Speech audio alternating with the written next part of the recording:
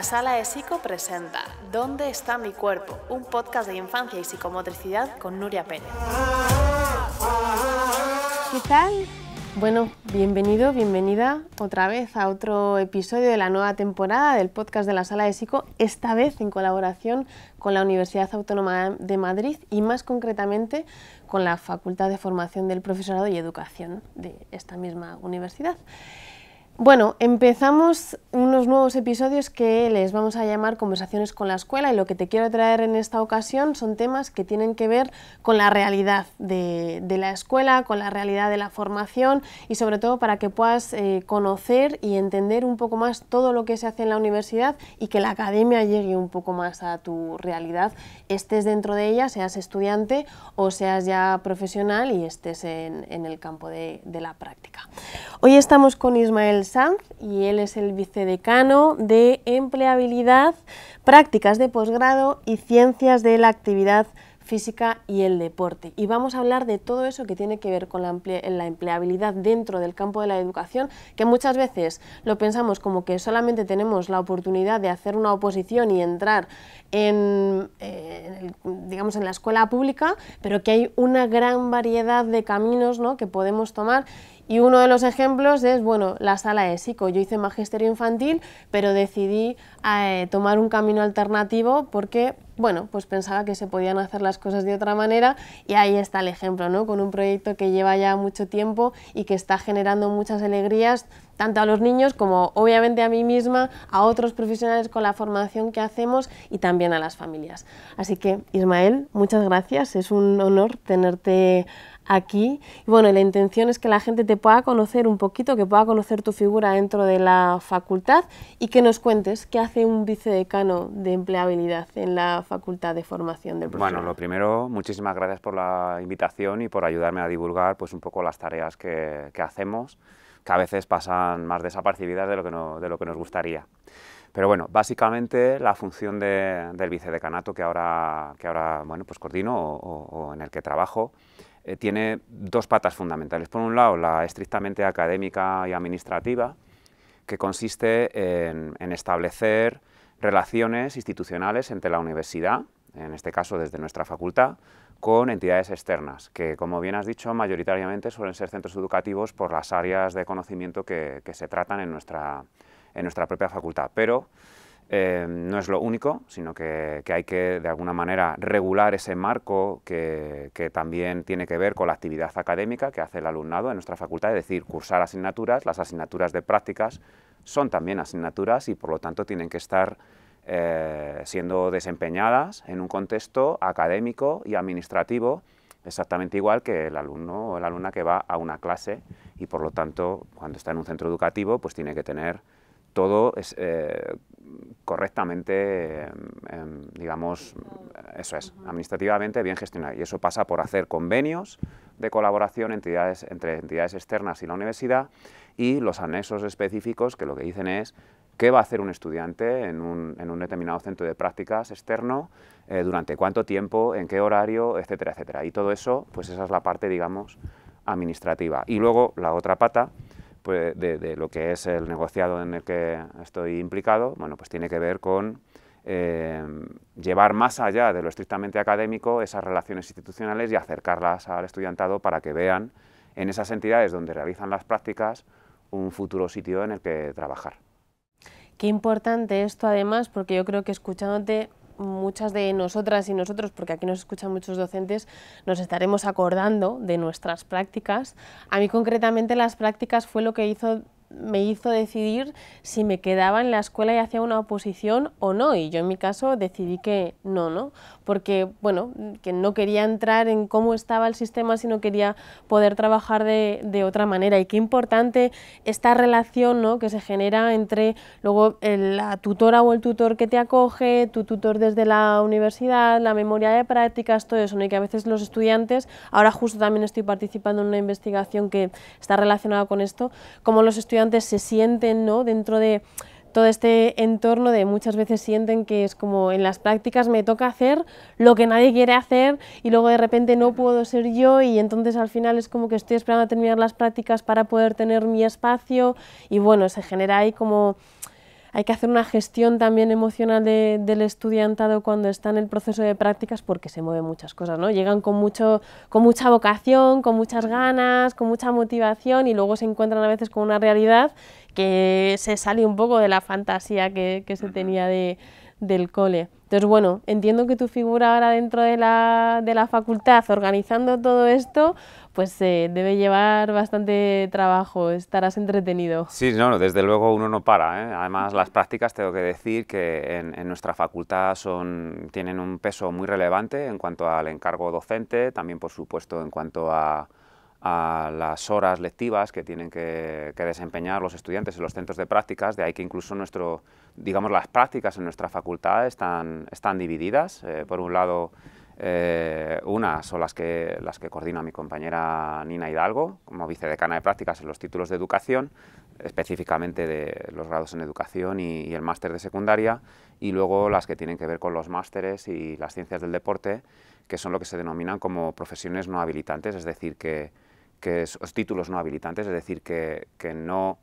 para ejercer determinadas profesiones, en este caso las educativas, se necesita una titulación, y hay otras titulaciones que se imparten en nuestra facultad que no son requisito indispensable para ejercer una profesión docente, pero sí otras, y de ahí un poco la línea que estábamos hablando, que pensamos en la Facultad de Educación y Formación de Profesorado como una facultad en la que solo se forman docentes, cuando hay otras muchas profesiones que se pueden iniciar. Y además estoy completamente de acuerdo contigo. Por un lado, las prácticas sirven para ofrecer una realidad, ¿no?, laboral al estudiantado, que en la mayoría de los casos confirma esa expectativa, pero también en otros casos, sin que esto signifique ni muchísimo menos que las cosas no, es simplemente que uno tiene que conocer la realidad de la profesión que espera desempeñar, a través de una experiencia previa, como son unas prácticas, y a partir de ahí tomar decisiones que o bien lo que hacen es todavía apuntar más sobre eso, es decir, confirma la expectativa, y en otros casos dices, yo creo que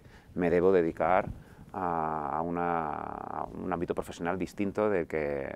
Totalmente. En ese sentido, yo esto lo hablo mucho cuando hago formación, y lo hablo también con mis alumnos, y les digo, tenemos mucha responsabilidad como docentes, porque al final estamos a cargo del desarrollo de personas que no tienen todas las facultades todavía por su propio desarrollo para decidir determinadas cosas, y es muy fácil apropiarse de los niños. Entonces, bueno, en esto podemos entrar en temas como la salud mental de los docentes, que muchas veces hay docentes que, pues eso, que la salud mental no está con todas las facultades lo suficientemente buenas, pero siguen yendo a trabajar, y eso al final se lo cargan los niños, ¿no? Pero es como que no terminan de poder poner encima de la mesa y decir, tengo otras opciones, puedo decir que no.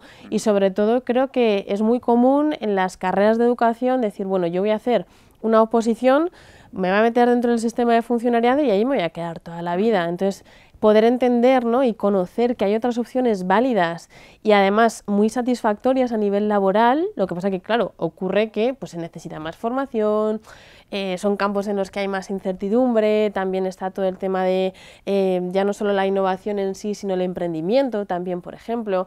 A mis alumnos ahora, con la asignatura de organización de centros escolares, yo les digo, tenéis que saber realmente cómo funciona una organización, porque quizá el día de mañana vosotros queréis montar vuestra propia escuela. Y eso puede ser una empresa privada, puede ser una asociación, puede ser una cooperativa, tenéis que poder entender, y eso muchas veces no pasa, ¿no? Porque es como se tiene ese pensamiento de, no, yo voy a entrar en el sistema público y todo esto alguien lo va a hacer por mí. Y claro, se genera ahí un vacío, ¿no?, a nivel organizativo, que al final también implica que la calidad de la educación también descienda, ¿no? Porque, pues eso, porque hay ciertas cosas que generan esta calidad educativa de la que está hablando, que necesitamos que estén encima de la mesa, ¿no? Y muchas veces, pues entender, ahora les decía, hay muchos colegios privados, por ejemplo, que los están adquiriendo holdings, grupos de empresas.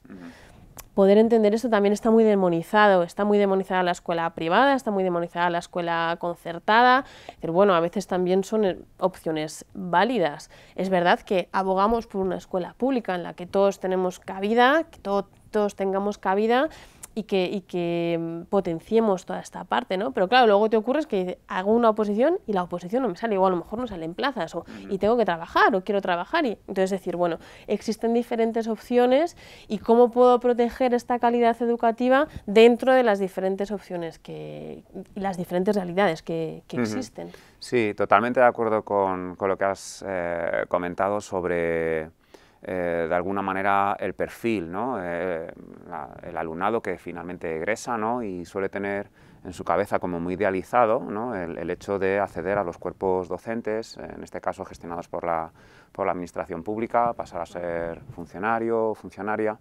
Y a mí, en sí mismo me parece un objetivo totalmente acertado, o sea, nada que decir, por supuesto que sí, pero a veces las razones que conducen a tomar esa decisión en una profesión, no digo que sea la más, pero sí desde luego una en las que la vocación docente es fundamental, es decir, el interés por ejercer esta profesión creo que pasa por tener una enorme motivación, pasa por ser algo enormemente vocacional, como en otras profesiones. No voy a mencionarlas y yo creo que todos las tenemos en la cabeza. Y desde luego la educación es una más.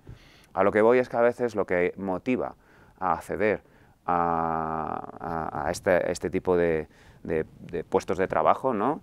Pasan por tener idealizados los horarios, las vacaciones, ¿no? y desafortunadamente no es algo ligado a el querer ejercer la profesión docente. Y ahí efectivamente estoy de acuerdo contigo en que en ocasiones personas que podrían ser excelentes profesionales en otras áreas de conocimiento, pues acaban en la docencia, lo digo con toda la humildad del mundo, pero desde mi punto de vista, bueno, pues que podrían hacer otras cosas en donde podrían destacar mucho más, aportar mucho más a la sociedad, y no en un ámbito en donde lo que les ha motivado a acceder a ese puesto de trabajo no es tanto el ejercicio profesional implícito, ¿no? en la educación como otras cuestiones. Y luego, por supuesto que sí, o sea, yo creo, y va un poco la línea también de lo que a mí me corresponde, que es ofrecer opciones profesionales distintas, no sustitutivas, sino distintas o complementarias a las que mayoritariamente están en la cabeza del estudiantado, que es, como bien has dicho, acceder a una plaza pública de los cuerpos docentes, pero hay otras muchas opciones dentro del ámbito educativo, que es la educación privado-concertada, en donde hay un enorme recorrido y es un desempeño profesional totalmente, vamos, nada que objetar, y desde luego desde nuestra facultad así lo planteamos cuando organizamos sesiones informativas en donde no solo presentamos opciones profesionales ligadas al acceso a los cuerpos docentes gestionados por entidades públicas, sino también por entidades privadas, porque creo que ahí está, bueno, pues en la idiosincrasia de cada centro educativo, de cada opción laboral, está también el interés del estudiante por acceder a una opción profesional u otra, sin que sea mejor o peor, es una cuestión de libertad absoluta de elección. Eso es. Y también, bueno, así lo marca la ley, ¿no? El poder, la ley educativa, que las familias puedan tener esta... Es muy interesante además que los alumnos entiendan esto, que la ley, la Constitución marca que las familias puedan tener esta libertad de elección, y los estudiantes muchas veces dicen, pero es que quizá se debería marcar más desde el Estado a qué tipo de colegios deberían ir los niños. Y yo les digo, claro, son cosas que todavía no entendéis por vuestro momento vital, pero cuando tengáis hijos muy probablemente nos va a gustar o nos gustaría que nadie os diga a qué tipo de colegio tiene que ir vuestra familia, sí, ¿no? O sea, indudablemente la responsabilidad que no puede eludir el Estado es el ofrecer el derecho a acceder a una enseñanza pública. Eso, por supuesto, y además una enseñanza de calidad como la que nos gustaría. En mi caso concreto, toda mi trayectoria académica ha sido en instituciones públicas. Mis hijos están cursando sus estudios en instituciones públicas, desde primaria a secundaria, y espero que en el futuro en la universidad también, pero eso no significa que yo no vea como algo adecuado y correcto el que haya otras opciones elegibles por otro perfil de familias que considere que los estudios de sus hijos tienen que ser realizados en otras instituciones. Por supuesto que sí, y nada que objetar. Pero insisto, o sea, lo que no puede ocurrir es que la educación pública no esté garantizada para todo el mundo, de calidad, claro, eso sí, de calidad. ¿Y qué hace la facultad para favorecer que el estudiantado, en este caso, conozca las diferentes opciones que puede encontrar? Bueno, tenemos varias acciones, ¿no? Una de ellas, nosotros lo que hacemos es una iniciativa que hemos empezado a realizar recientemente. Bueno, puede que se haya hecho antes, pero yo ahora mismo, en el tiempo que llevo ejerciendo como vicedecano, pues la iniciamos en el 2023-2024, y ha consistido en organizar sesiones informativas sobre empleabilidad, ¿no? Y ahí es un poco donde ponemos o intentamos buscar, ofrecer al estudiantado todas no, pero sí las que entendemos que son como opciones profesionales más accesibles o mayoritariamente demandadas, ¿no? Y entonces, por un lado, en el ámbito de la educación, en las ciencias de educación, por así decirlo, pues traemos a expertos y expertas, ¿no?, que conocen los procesos de selección para acceder a los cuerpos docentes, ¿vale?, en donde, bueno, pues explican qué es lo que se pide, a nivel de los concursos o oposiciones, ¿no?, los méritos, cómo son los procesos, todo este tipo de cosas, que es una información que interesa muchísimo al alumnado. Porque falta. Efectivamente, sí, ¿no? Y entonces ahí es un acercamiento que permite, pues eso, ver qué es lo que alguien que aspira a ser un docente en un CEIP o en un centro de bachillerato, ¿no?, el que sea, pues va a tener que demostrar, ¿no?, que es competente. Y luego también damos la opción a que vengan entidades, pues en este caso hemos traído direcciones, ¿no?, o responsables de recursos humanos de colegios e institutos privado-concertados, ¿no?, para que vean que ahí también hay un nicho profesional que necesita también de profesionales. Además traemos no solamente una cuestión de qué opciones profesionales existen desde el punto de vista de cuál es la entidad que gestiona un determinado colegio, público, privado o concertado, sino también las áreas de conocimiento que actualmente la sociedad necesita y demanda. Por ejemplo, ámbitos como es la diversidad, incluido por supuesto la discapacidad. También las opciones profesionales que tienen que ver con una enorme demanda de profesionales de la educación españoles en el extranjero, por ejemplo, en Alemania, en Reino Unido, con unas ofertas muy interesantes. No me refiero solo desde el punto de vista económico, que también, sino desde el punto de vista de experiencia, de aprendizaje, de unas opciones que a mí me parecen Qué interesante esto. Muy chulas y que generalmente no están en la cabeza del estudiante. Es decir, el estudiante que está en tercero, en cuarto, está con estas cosas, ¿no?, estas ideas, y dices, bueno, pues vamos a acercarles la posibilidad. ¿Por qué no enviamos a estudiantes a las quitas alemanas, a las escuelas infantiles, kindergarten, ¿no?, de Alemania o de Reino Unido o de Irlanda, cuando hay entidades que ofrecen la formación en los idiomas, me parecen opciones, todas ellas súper interesantes, pero que a veces pues estas no aparecen en el ideario general. Y en el caso de las ciencias del deporte, que también, como hablábamos anteriormente, se imparten dentro de títulos que se imparten dentro de nuestra facultad, pues exactamente lo mismo. Hay una pata muy importante enfocada al ámbito educativo, que luego, por supuesto, tienen que cursar el máster de secundaria obligatoria, pero además hay otras líneas también que recogen una gran demanda de egresados y egresadas, que son todo lo que tiene que ver con el entrenamiento deportivo, con la salud, dentro del ámbito de la actividad física. La discapacidad, otra vez, tiene un peso enorme dentro de este ámbito profesional.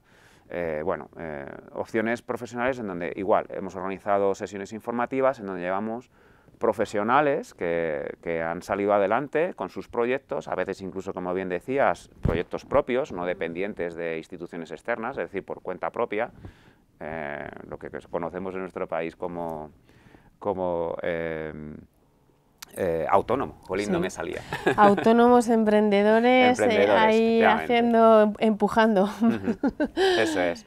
Y por ahí hay un nicho de mercado que está por explotar, y además que no nos quepa duda que si nosotros y nosotras no lo ocupamos, ya vendrá alguien a ocuparlo. Y entonces ahí es donde tenemos que ver que tenemos un potencial por explorar y explotar, que es necesario empezar a formar, llevamos tiempo haciéndolo, a nuestro estudiantado sobre estas áreas y estas opciones que van más allá, estando muy bien, por supuesto, de ocupar una plaza de funcionario o funcionaria en los colegios e institutos. Y que al final yo creo que esto es un punto de diferenciación y de aporte de valor de la facultad en este momento, ¿no? O sea, todo esto que se está moviendo para poder dar herramientas al estudiantado para que se pueda ajustar a las diferentes realidades que van surgiendo y que obviamente también son cambiantes, igual que la propia sociedad, ¿no? Totalmente, o sea, ahora mismo además yo creo que las titulaciones que se imparten en nuestra facultad recogen muchas de estas sensibilidades que actualmente la sociedad demanda. Al final me dejaría alguno y no quiero citarlos, pero básicamente o sea, hay un montón de sensibilidades, hemos dicho algunas sobre la diversidad, la discapacidad, la justicia social, las nuevas tecnologías en educación, o sea, hay el bilingüismo, o sea, hay un montón de temáticas que se tratan en los másteres que dan un punto de especialización que más pronto que tarde la sociedad va a demandar y es un ámbito profesional que, como digo, si no se ocupa por nuestro estudiantado, ya vendrán otras facultades y otras instituciones a ocuparlo. Y ahí tenemos que estar pues, teniendo mucha agilidad, mucha capacidad de reconducir nuestros títulos, nuestra formación, para que bueno, pues, el alumnado de nuestra facultad esté muy bien preparado para esas nuevas necesidades laborales que la sociedad está ahora mismo demandando. Qué bueno y qué potente, porque además qué necesario. Yo siempre insisto muchísimo en que la formación permanente es súper necesaria y creo que este también es un error en el que se cae cuando se entra sobre todo en el sistema de funcionariado. Yo ya tengo mi plaza y sí, hago las cosas que me piden para los trienios y etcétera, hago mis cursitos, pero un poco porque me lo piden. Es como que esa intención de necesito seguir formándome para adaptarme a cómo van cambiando, en este caso, los niños y sus necesidades, porque los niños que tenemos ahora en la escuela no son los niños de hace ni siquiera 10 años, o sea, va cambiando todo además muy rápido, ¿no? Y tenemos otro tipo de problemática que también hay que poder abordar y desde ahí vienen también las competencias docentes, que muchas veces hablamos de las competencias, o sea, de la educación por competencias hacia el alumnado, pero no se habla tanto de las competencias docentes y de cómo construir estas competencias y seguir reforzándolas para poder adaptarnos, ¿no? en tiempo real. Entonces, para la gente que ya está trabajando, que ya está en el ejercicio profesional, ¿qué ofrece la facultad para seguir formándose en este sentido? De hecho, o sea, realmente la mayoría del estudiantado que accede a nuestros títulos de posgrado son titulados ya de la educación, una parte muy importante o del área de las ciencias del deporte. De hecho, una parte también, un porcentaje muy elevado, son nuestros propios egresados y egresadas que deciden que la formación que seguimos dando en la facultad es interesante. También es verdad que, y no pasa nada, que decidan acceder a otras facultades en donde se imparten otros títulos de posgrado. Lógicamente, está también muy bien que busquen, bueno, pues dar una vuelta. Alternativas. Por supuesto que sí, pero desde luego lo que nosotros tenemos siempre que pensar es que el alumnado que termina teniendo cualquiera de los grados que se imparten en nuestra facultad, pues tienen continuidad a través de los posgrados. Nos pasa también que una parte importante o bien de nuestros propios egresados o bien de otras facultades que ya están desempeñando funciones profesionales, pues esa sensibilidad que hablabas antes hacia la continua formación o actualización o de adquisición de nuevas competencias y conocimientos, pues ponen el foco de interés en los títulos de posgrado de nuestra facultad.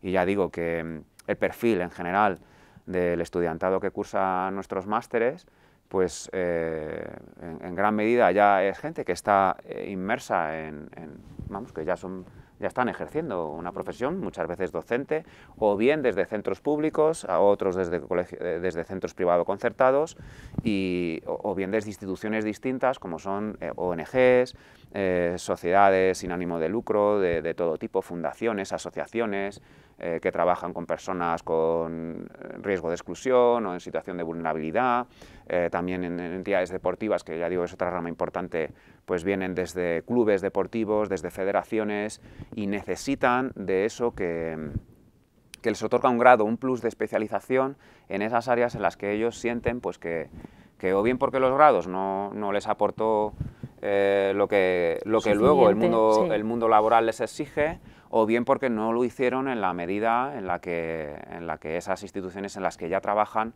ahora les demandan, ¿no? Y entonces, además me gusta mucho esto porque no es como voy a ver si hago un máster o voy a ver si hago un título por si luego una determinada entidad me lo requiere, ¿no? O me lo demanda. No, no, no. El perfil mayoritario, lo que nosotros también detectamos, es gente que ya está inmersa en el ámbito profesional y se da cuenta de que determinadas competencias en su caso pueden ser mejoradas y vienen a nuestra facultad a cubrir esas necesidades que se han detectado en sí mismos. Y esto, pues claro, humildemente, ¿no? Pero para nosotros es como, bueno, la cuadratura del círculo, porque claro, es como dices, jolín, alguien ya está trabajando y ve que los títulos que nosotros ofertamos pueden satisfacer sus necesidades y los de la sociedad, que es en definitiva, yo creo que es una de las funciones esenciales de la universidad, preparar a la gente para lo que la sociedad necesita. ¿Cuál dirías que es el posgrado como más popular? Bueno, sin duda alguna, el que tiene que ver con la profesión docente, que es el máster de secundaria, el MESOP, porque como había dicho antes, solo quienes cursan el máster de secundaria obligatoria pueden ejercer la profesión docente. Por lo tanto, hablamos de esto, ¿no? De un máster habilitante, ¿vale? Por lo tanto, esto es una cuestión de obligado cumplimiento para cualquiera, independientemente de si decide ejercer la docencia en un centro público, concertado o privado. Todo el mundo que vaya a ejercer como docente, me da igual el área de conocimiento, matemáticas, filosofía, historia, geografía o educación física o lengua extranjera, tiene que tener el máster de secundaria si quiere ejercer en secundaria y bachillerato, claro. Pero luego ahí tenemos una oferta bastante amplia y bien aceptada, ¿no? En cuanto a las temáticas, sobre todo, que tocan población con discapacidad o en riesgo de exclusión. O sea, son temas frecuentemente ofertados desde diferentes áreas de conocimiento en nuestra facultad y que tienen bastante aceptación. O sea, los másteres que tocan la discapacidad, la justicia social, el bilingüismo y vinculado a la discapacidad, las nuevas tecnologías en educación, o sea, son áreas de conocimiento muy demandadas. A mí personal, bueno, y profesionalmente, obviamente, yo recuerdo cuando terminé la carrera, yo tenía esa sensación de decir, necesito seguir formándome porque no ha sido suficiente, como para poder trabajar con niños, ¿no? Además yo hice educación infantil y yo necesito más, o sea, esto se me ha quedado corto. Y yo recuerdo que, claro, yo buscaba másteres oficiales además y no había ninguno que fuera específicamente de educación infantil o de primera infancia. Solo había uno que era en la Universidad de las Islas Baleares y allí me fui a Mallorca y es cuando hice el máster de investigación. Pero es verdad que en ese momento, hace ya 10 años, pero faltaba un montón de oferta en este sentido de la especialización. Este máster que yo hice estaba la parte profesionalizante y luego estaba la parte de investigación. Yo hice la investigación porque ya tenía ahí el tema del doctorado en la cabeza y lo quería ir preparando, pero sí que es verdad que muchas veces falta, ¿no?, esta oferta de especialización a veces de decir, ya tengo mi carrera que me habilita, en este caso cuando yo hice magisterio, pero quiero algo más que me dé ese plus, ¿no?, de especialización. En mi caso yo luego me seguí formando, después hice toda la formación en psicomotricidad, que no es oficial, pero que me sirvió también muchísimo sobre todo para trabajar. Y el año pasado hice un máster de psiquiatría infantil y luego, bueno, hice el MBA, que al final creo que también es muy importante porque cuando se va por el emprendimiento o entender, ¿no?, también que tenemos como esta capacidad de salir solo de estar en clase, ¿no?, de hacer docencia a poder estar en cuestiones que tengan que ver con la gestión. Y ahora también lo veo muchísimo con esta asignatura de organización de centros, o sea, que importante ver, pues eso, ¿no?, como tener una mirada amplia. En el sentido de lo que comentabas, para mí la Universidad Autónoma de Madrid y más concretamente la facultad, creo que da un lugar muy importante a todo lo que tiene que ver con la inclusión, con la diversidad, y creo que ese es un punto de diferenciación también que aporta mucho valor y que la gente, creo que está un poco en el imaginario colectivo de cómo la gente percibe a la autónoma y al final el cómo llega, ¿no? Y yo ahora estando más inmersa en toda la cultura de la universidad, porque ya la autónoma es mi casa, ya lo era antes con el doctorado, pero ahora más con la docencia, lo veo cada vez más, ¿no? El cómo se le da toda esta... Yo ahora que pertenezco al departamento de pedagogía, cuando se hacen reuniones de departamento y etcétera, toda la colaboración, todo el diálogo que se tiene, o sea, la palabra, la participación, el empoderamiento que se le da a los estudiantes, todos los espacios de esto, ¿no? de participación y de que se le dé voz a los estudiantes. Bueno, creo que al final esto la gente lo percibe, ¿no? Y creo que, como bien decías, es un punto de diferenciación y de valor que es muy importante. Sí, bueno, yo creo que además es una de las responsabilidades que se le pide a las instituciones públicas, en este caso educativas, como es la propia Universidad Autónoma de Madrid. Es decir, del mismo modo que hay otras áreas de conocimiento distintas de la educación o de los títulos, ¿no? que impartimos en la facultad, pues es lícito y totalmente aceptable, claro que sí, que la prioridad, el objetivo principal de otras instituciones, pues sea ganancia económica, ¿no? Hace una inversión, arriesga su capital y busca un retorno. Pero es cierto que eso es algo que las instituciones públicas, afortunadamente, no solo pueden poner el foco de atención en cosas que no tienen un retorno no solo económico, sino en este caso de otro tipo de valores añadidos para la sociedad. O sea, quiero decir que no solo es algo que puede hacer, sino que es su responsabilidad hacerlo. Entonces, en este caso, yo creo que va un poco en la línea de lo que apuntas, es decir, ¿quién si no una institución pública se va a preocupar de preparar profesionales que puedan atender las necesidades que no tienen una expectativa de retorno económico como lo puedan tener otras áreas de conocimiento? Y esta sí es una responsabilidad que yo creo que la facultad ha asumido sin ningún tipo de complejo. O sea, es cierto que una parte muy importante de los títulos que ofertamos a nivel de posgrado tienen que ver con atender las dificultades que puede encontrar la población más desfavorecida. Y esto es indudable cuando uno echa un vistazo a las temáticas que se tocan en estos másteres, incluso también desde los contenidos impartidos específicamente en nuestra facultad en los grados de educación. Y eso es algo de lo que yo creo que cualquiera que trabaje en esta casa se siente orgulloso. ¿Por qué? Pues porque yo creo, vamos, es que la universidad pública está en su DNI, está en su ADN, ¿no? Está el interés por cubrir las necesidades de la sociedad, incluso cuando no hay una expectativa de retorno económico, que para eso ya están otras instituciones. Entonces, ahí totalmente de acuerdo. O sea... Pues qué bueno poder tener esta conversación, porque creo que estas son cosas que muchas veces no se ponen encima de la mesa, que se dan por hecho a veces, ¿no? Y poder hacer llegar esto a la gente y que quede como claro, me parece también de muchísimo valor, porque a veces eso, ya te digo, no está encima de la mesa, a veces lo damos por hecho o no, pero decir, jo, en esta casa se hace esto y de verdad que llega la gente y que la gente cuando se quiere formar y quiere hacer las cosas diferente, y eso también está ocurriendo, está habiendo un cambio de mirada y porque también está habiendo mucha dificultad. Ahora están llegando niños, yo este año es el primer año que tengo grupos de terapia de niños de 3 años y son niños nacidos en pandemia. La pandemia nos pasó por encima a todos, sí. trajo muchísima dificultad y seguirá trayendo dificultad de muchas maneras, ¿no? Con muchos nombres. Entonces, poder tener herramientas y competencias profesionales, docentes en este caso, para ajustarnos en tiempo real a lo que nos va trayendo la comunidad educativa, y que la gente pueda saber que aquí se hace esto, me parece... Y además, yo creo que también es importante señalar que, aunque buena parte de las actividades que hasta la fecha se han venido desempeñando en estas áreas, ¿no?, de ayuda a través de colaboraciones, voluntariado, yo creo que también es importante, sin que esto sea algo ilícito o algo que se vea como incorrecto, ¿no? O sea, tiene que haber profesionales, y cuando me refiero a profesionales me refiero a personas que se ganan la vida desempeñando una labor de ayuda a los demás, sobre todo de esos grupos o esos colectivos que se encuentran en una situación más desfavorable.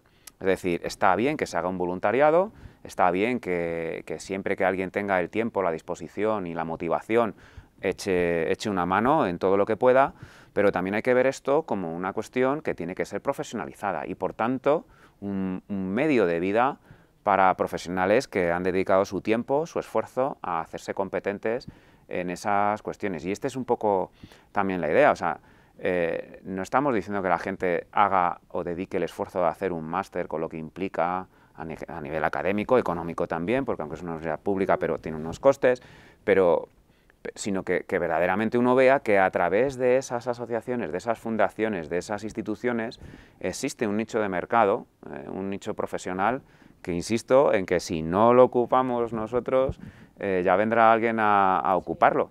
Y es eso, no pasa nada, ¿no? Es que hay que poner en valor que solo los mejores profesionales de determinadas áreas sean los que estén profesionalizados en esas áreas de conocimiento o en esos ámbitos profesionales que la sociedad demanda, incluso cuando estemos hablando de ayudar o de colaborar con población Totalmente vulnerable. De hecho, como decía, parte de las sesiones informativas que desarrollamos y los profesionales y expertos que traemos a esas sesiones vienen de entidades que se dedican a solventar necesidades de la población, sobre todo de población, como digo, pues en situación de exclusión, de pobreza, marginalidad, etcétera. ¿Y dónde pueden ver tanto los estudiantes de la facultad, en este caso, como profesionales externos a la institución, dónde pueden ver las sesiones que se hacen, los diferentes cursos? Entiendo que en la web.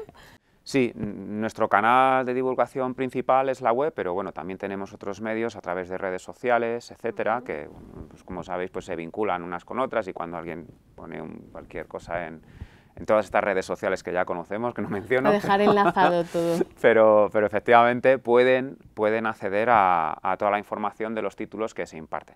Precisamente en relación con la empleabilidad, uno de los proyectos que estamos en marcha, a puntito de ya volcarlo, ¿no?, es el crear un espacio dentro de la página web en donde hacer llegar ofertas de empleo que nos llegan desde instituciones o entidades externas. De manera que ahora mismo un poco el mecanismo con el que estamos funcionando, pero que queremos hacerlo un poquito más directo, bueno, darle más visibilidad, es cuando nos llega una oferta de empleo que tiene que ver con cualquiera de los títulos que se imparten en la facultad, o bien de las ciencias de educación, o bien de las ciencias del deporte, lo enviamos esa oferta de empleo, por supuesto, bueno, pues con garantías, lógicamente, de una oferta de empleo digna, ¿no?, con condiciones dignas, que en muchos casos son compatibles con la propia actividad académica que tiene el estudiante dentro de la facultad, es decir, puede seguir estudiando y simultáneamente no solo paliar, y tenemos constancia de ello, situaciones económicas comprometidas que puede tener nuestro estudiantado, sino adquirir una experiencia, un conocimiento, un acercamiento al mundo profesional que lógicamente les da, bueno, pues una proyección de futuro. Qué interesante esto. Para ir, bueno, pues midiendo, valorando qué es lo que más les interesa, qué es lo que les gusta o lo que no, que también es importante saber que eso no es a lo que te quieres dedicar. Entonces esos son un poco los canales. Por un lado, cuando nos llegan ofertas de empleo, las lanzamos a través de correos a la lista de estudiantes. Tenemos constancia, además, porque eso sí que me preocupa bastante, ¿no?, de ver si estas ofertas de empleo que enviamos al alumnado de la facultad finalmente son cubiertas o son ejercidas por nuestro propio estudiantado, y ese seguimiento, esa trazabilidad de las ofertas, pues oye, eso es una satisfacción también, saber que esas ofertas de empleo que se han enviado a la lista de estudiantes interesan a los estudiantes y finalmente son ocupadas por nuestro alumnado. Con lo cual ahí, bueno, pues es satisfactorio. Y por otro lado es aquellas entidades que no ofertan que no hacen ofertas puntuales, sino que que recurrentemente necesitan profesionales, porque ya son instituciones con una plantilla grande que tiene un cierto porcentaje de rotación, y entonces pues cada cierto tiempo necesitan cubrir vacantes o contratar a más plantilla, y entonces en esos casos pues volcar ahí en un espacio en la web que lo llamaremos empleabilidad, en donde podrán la gente enviar los currícula a las diferentes instituciones para que sean tenidos en cuenta a la hora de a la hora de, bueno, pues de contactar, ¿no? Que la gente pueda ahí, me interesa esta empresa, esta institución, me interesa a lo que se dedica, ahí va mi currículum, por si alguna vez... Qué bueno esto, qué bueno, porque además, pues eso, ¿no? Pues lo que decías muchos cuando, yo me acuerdo, además, yo cuando estudiaba también necesitaba trabajar y la mayoría trabajamos como azafatas. O azafatas, o trabajas en una tienda, y luego te tienes que ir corriendo porque las condiciones tal, hay gente también que de repente trabaja en Amazon y es como de... te encuentras con, pues eso, realidades totalmente diferentes que yo creo que además potencian luego esta fantasía de no, yo me quiero meter en el sistema de funcionariado para poder dejar esta precariedad laboral, ¿no? Y que la facultad dé otro tipo de oportunidades a nivel laboral, como que para que se puedan iniciar en el mundo laboral, me parece muy bonito. Precisamente, ¿no? A colación de lo que estás comentando, uno de los filtros que tenemos, además de pedir de antemano, ¿no? Que nos envíen las condiciones laborales en las que se hace esa oferta, es decir, por supuesto, contratos, unos mínimos que hoy en día ya renunciar a ellos es impensable, ¿no? En todo caso. Pero más allá de eso, una de las cosas que nosotros planteamos es, y con todo el respeto del mundo, pero cuando nos llegan, por ejemplo, que nos llegan, ofertas de empleo desde instituciones que no se dedican a nada que tenga que ver directamente con los títulos que se imparten en nuestra facultad, no los enviamos. Es decir, si nos están llegando desde un centro comercial o desde... Bueno, pues entendemos Coherencia, que esa no es la filosofía, es una decisión. A lo mejor alguien puede decir, jolín, Ismael, pues te estás equivocando. Bueno, pues asumo la responsabilidad de equivocarme. Hay una parte de coherencia, Asumo la responsabilidad de equivocarme, esto no es como, oye, que necesitan en Amazon, no, o reponer en el stand de aceite de oliva en un centro comercial, no es eso. O sea, enviamos única y exclusivamente ofertas de empleo que tienen que ver con los títulos que se imparten en nuestra facultad. Y porque lo que tratamos de paliar no es solo las carencias que puedan existir a nivel económico, sino también el aportar un plus de experiencia que dé también continuidad al alumnado a nivel profesional y que digan, esta es una institución que se dedica a lo mismo para lo que yo me he formado y por lo tanto puedo hacer mi carrera profesional aquí o puedo tener o obtener una experiencia profesional que me la puedo llevar a proyectos futuros que yo pueda tener, o bien personales o bien por cuenta ajena. Además es esto que decías antes de la profesionalización y también de la dignidad profesional, que yo creo que además en educación nos hace falta muchísimo, o sea, porque se nos infantiliza mucho y nosotros también nos infantilizamos mucho y nos quejamos muchas veces de es que no se nos tiene en cuenta o es que luego la gente como que medio se ríe, como... insisto, que desde la facultad se trabaje con esta coherencia me parece muy guay. Sí, bueno, intentamos, estamos también iniciando una andadura que bueno, como tal es verdad que no existía un vicedecanato de empleabilidad y bueno, pues asumimos que estaremos cometiendo errores, que esto es ensayo-error, hay que ir haciendo eso, ensayo-error y comprobando las cosas que funcionan, las que no. Pero bueno, ya solo el hecho de que se esté dedicando tiempo y atención a organizar una parcela que se daba, bueno, pues generalmente como por supuesto, ¿no? Todo el mundo va a querer acceder y siendo muy correcto y muy lícito y muy, por supuesto que sí, que nadie está diciendo que eso deba quitarse, ni muchísimo menos, simplemente digo que el alumnado tiene que pensar en otras opciones distintas de las que habitualmente o tradicionalmente se han establecido. Mira, por ejemplo, me llegan a la cabeza ahora mismo unos datos del Observatorio de Empleo que nos llegan desde la propia universidad. Una de las grandes dificultades que tienen las prácticas que nosotros planteamos en nuestra facultad es que no existe, como sí ocurre en otras facultades, la posibilidad de continuar trabajando allí donde se han hecho las prácticas en muchos de los centros donde se desempeñan. Y eso pasa porque los procesos de selección a los cuerpos de maestro y maestra o los cuerpos docentes en las administraciones públicas no son dependientes de cómo de bien o de mal se hacen las prácticas, como sí ocurre, por ejemplo, en alguien, por poner un ejemplo, que desde económicas quiera hacer sus prácticas, pues no sé, en banca. Bueno, si tengo un estudiante en prácticas que está haciendo un desempeño fantástico en una entidad, en una sucursal, ¿por qué voy a jugar a la lotería cogiendo un currículo del montón en lugar de a esta persona que he podido ver cuál ha sido su disposición, su compromiso, ¿vale? Pero eso no ocurre en el ámbito educativo, es decir, alguien va a un colegio de primaria público y ya puede hacerlo de forma excelente, que no tiene nada que ver con si finalmente continúa trabajando allí, porque los procesos son otros. Entonces, esa situación, que por un lado es la que es, pero es verdad que condiciona muchísimo hasta qué punto se desvincula la realización de las prácticas con la posibilidad de terminar trabajando en una determinada profesión, ¿no?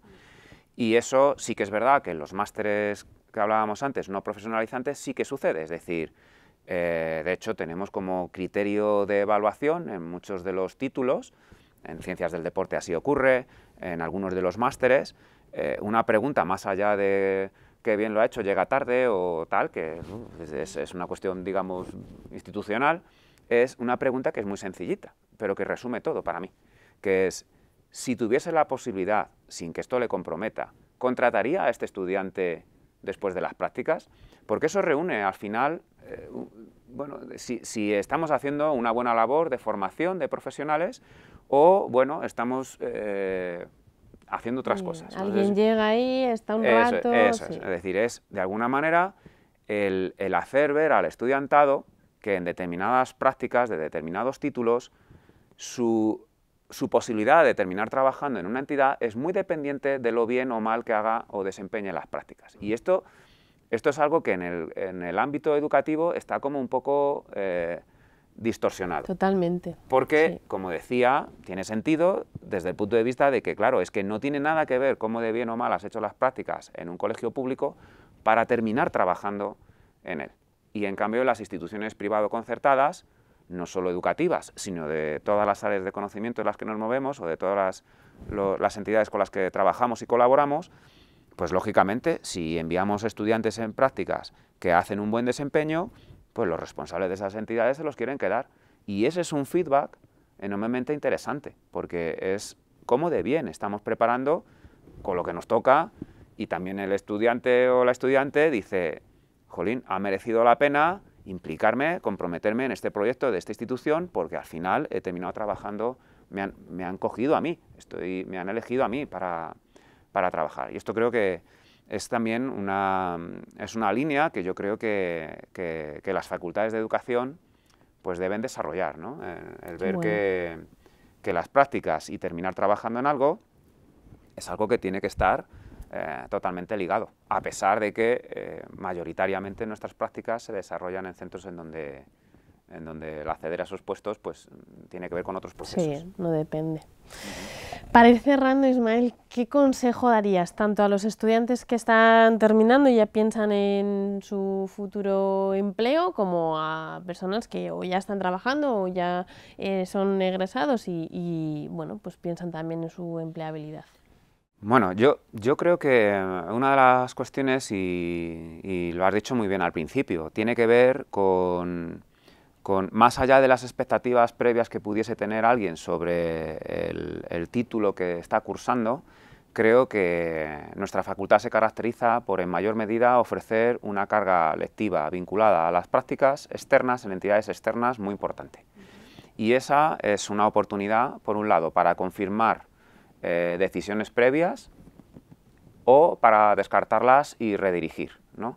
Entonces, yo basaría buena parte de mis decisiones en cómo ha sido mi experiencia en las prácticas que he realizado, y a partir de ahí, pues ver dentro de esos contextos en los que me movido, en las instituciones en las que he realizado las prácticas, pues pensar si ahí he detectado pues situaciones que a mí me motivan especialmente para vincularme a ese proyecto de esa institución, o para crear una alternativa o un modelo que complemente lo que entiendo que el mercado, en este caso, no está ofreciendo. O sea, por un lado, desde lo que nosotros tenemos como institución, creo que las prácticas es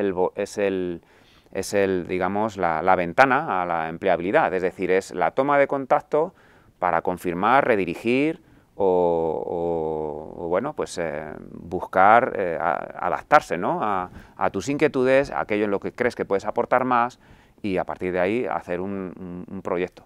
Y sobre todo, apertura de mente. O sea, yo creo que que evitaría que se tiene claro y ya está, pero evitaría ir con ideas preconcebidas. Yo quiero hacer esto y no me salgo de esto, sino open mind, ¿no?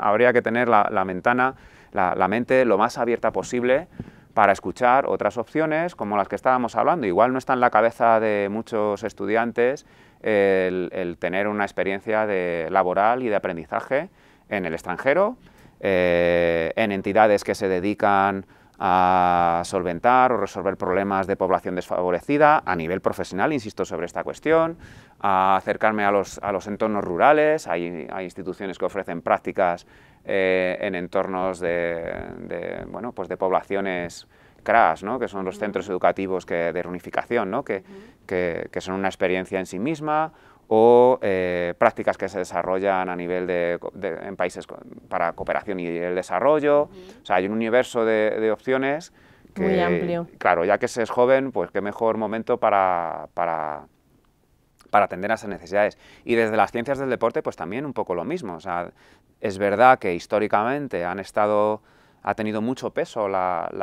digamos, la salida profesional vinculada a la educación, pero hoy en día es que hay tal demanda de empleo vinculada a las ciencias del deporte, que tienen que ver con el mantenimiento de la salud en poblaciones con enfermedad crónica, en donde la realización de un tipo de actividad, y no cualquiera, tiene efectos muy positivos sobre la salud, la recuperación de lesiones, lo que es la gestión de instalaciones deportivas, la coordinación de grupos de trabajo multidisciplinares, la discapacidad otra vez aparece, el entrenamiento deportivo. O sea, hay un montón de opciones profesionales que se ocupan por una menor parte de los estudiantes que egresan, pero cada vez mayor. Y yo creo que ahí es donde está el futuro. Totalmente, en la ¿no? diversidad. Yo diría ahí también un poco como honestidad con uno mismo, esto que decías, ¿no? De no encerrarnos, de tiene que ser esto, no, realmente, ¿qué quiero? Porque eso es algo que yo también le digo a mis alumnos, vais a estar trabajando muchos años. Totalmente. Entonces totalmente. son decisiones que ahora no lo veis Sí. tanto, pero trabajar es cansado. O sea, entonces poder trabajar en algo sí. que realmente tú te sientes a gusto, porque quizá ahora dices, tengo vocación, y muchas veces se confunde la vocación, es como me gusta estar con niños. Yo les digo, la vocación es vocación hacia la comunidad educativa, y eso incluye muchas cosas y es mucho trabajo. Pero luego, claro, nos sacan de estar con los niños y nos molesta, ¿no? O nos enfadamos de tener que hacer otras tareas, desentender realmente cómo es esa realidad educativa para poder tomar esa decisión de una manera consciente es importante, ¿no? Entonces, honestidad con uno mismo, decir, ¿yo realmente quiero esto o no? Pues a lo mejor no. Y si es que no, no es malo, no pasa nada. Sí, sin duda. Además es que lo has dicho muy bien. O sea, hay muchas personas que han puesto el foco de atención y por tanto aquello que verdaderamente les ha motivado a ocupar una profesión docente, que poco o nada tiene que ver con el ejercicio docente, ¿no? Y no se nos escapa también el porcentaje elevado de docentes que debido a muchos factores, no digo que este sea el único, sobre el hecho de terminar ejerciendo una profesión sobre la que uno verdaderamente no siente una especial vocación, hay otros muchos factores, también la frustración o las expectativas que se generan hacia la educación y que no se cumplen, pero hay, la cuestión de la salud mental en el cuerpo docente es algo que hay que revisar y hay que atender. Sí. Lo que quiero decir con esto es que es una profesión que solo si se tiene un gran deseo por ejercerla, una gran motivación y un gran interés, pues no digo que estés exento de la posibilidad de sufrir algún problema o alguna situación compleja, ¿no? A nivel de, como decíamos, de salud mental, pero desde luego creo que las posibilidades de padecerla son mucho menores cuando uno siente que está contribuyendo, que eso es para lo que verdaderamente eso es lo mejor que puede hacer profesionalmente hablando y por lo que siente mayor interés. Y a partir de ahí detectar, pues, si uno se da cuenta, más pronto, ojalá que sea pronto, mejor pronto que tarde, ¿no? Pero en cualquier momento es el momento de rectificar y decir, sí, igual yo me puedo dedicar a otras cuestiones, otra cosa. En donde puedo aportar mucho más, puedo ser mucho más útil a la sociedad, sí. ¿no? En todos los sentidos. Y sobre todo eso, porque hay un componente de cuidado de la infancia y de las personas con las que trabajamos. Claro, o sea, es hay que mucha responsabilidad. Eso es, o sea, y esto es una cuestión que también toca muy de cerca a mi vicedecanato, mi vicedecanato, el vicedecanato en donde estoy, que tiene que ver con, yo tengo muy claro, cuando tengo que valorar los derechos, por supuesto que sí, de nuestro estudiantado, pero también tengo muy en cuenta los derechos de la población más vulnerable de nuestra sociedad, que es la población infantil.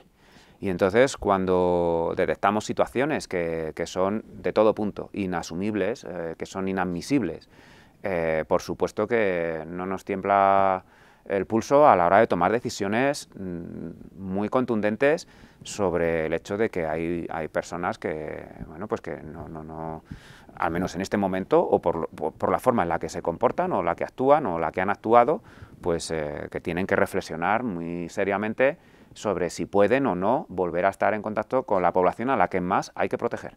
Y esto, pues claro, son miles de estudiantes los que enviamos a los centros de prácticas que están en contacto con población que tiene poca capacidad para defenderse de cualquier amenaza y por lo tanto aquí hay que tener, pues como bien decías, es una cuestión de responsabilidad por un lado institucional y por otro también personal, creo que sí, porque somos personas los que estamos aquí.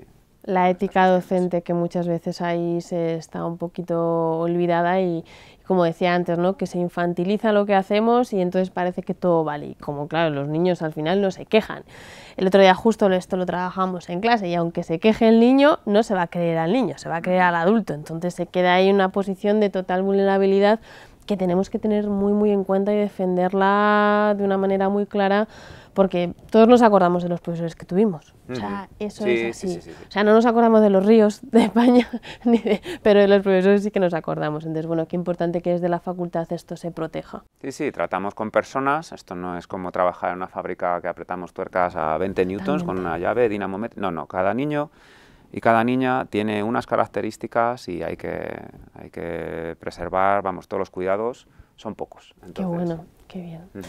Pues Ismael, mil gracias por tu tiempo, por tu sabiduría, por transmitirnos todo lo que hacéis en el vicedecanato, que creo que es muy importante, qué importante también que en la facultad haya abierto este espacio, ¿no? Este vicedecanato nuevo. Y bueno, pues desde aquí todos mis deseos y vamos, buen augurio para que todo siga adelante con mucha fuerza. Pues nada, pues muchísimas gracias a ti por traernos a este espacio, ayudarnos a divulgar lo que hacemos, siempre con la mejor de las intenciones, asumiendo que en esta nueva andadura pues también asumimos nuestros riesgos, pero bueno, intentamos hacerlo lo mejor posible y siempre desde una situación de reflexión previa. Así que muchísimas gracias y nada, pues mucha suerte también con este proyecto. Te dejo todo enlazado en la descripción del episodio. En la medida de lo posible yo te iré compartiendo todo lo que vaya conociendo de los eventos que va haciendo la facultad para que puedas venir, tanto si eres estudiante como si ya eres profesional. Creo que lo que hemos estado hablando ahora con Ismael en este episodio es muy interesante, de muchísimo valor. Siempre te digo que te sigas formando porque es la herramienta más potente que tenemos para seguir adelante, adaptándonos a la realidad que nos trae el día a día con los niños y niñas. Así que mil gracias por escucharnos y vernos. Seguimos aquí, adelante, nos vemos muy pronto. Has escuchado ¿Dónde está mi cuerpo?, el podcast de la Sala ESICO. No olvides contárselo a todo el mundo y volvernos a escuchar. Muchas gracias.